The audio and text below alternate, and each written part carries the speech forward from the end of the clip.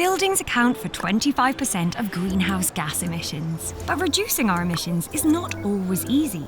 For hot water, for example, a heat pump or a solar thermal installation is expensive, cumbersome, and often very complicated to install. Not to mention the energy loss caused by the endless pipes of the hot water distribution system. Photovoltaic panels could be effective, but how can you directly consume the electricity you generate? Wanit is the solution.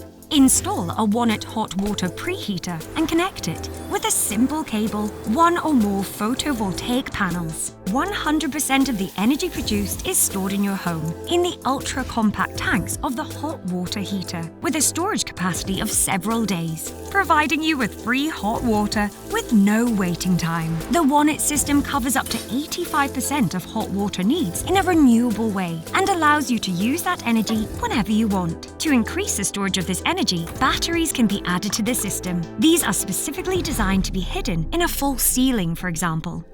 Also connected to photovoltaic panels, the Wanit satellite boiler fits discreetly under the kitchen furniture and can also be directly connected to cold water and provides directly boiling water. Another saving. Don't wait any longer. Reduce the economic and ecological impact of your hot water. Wanit.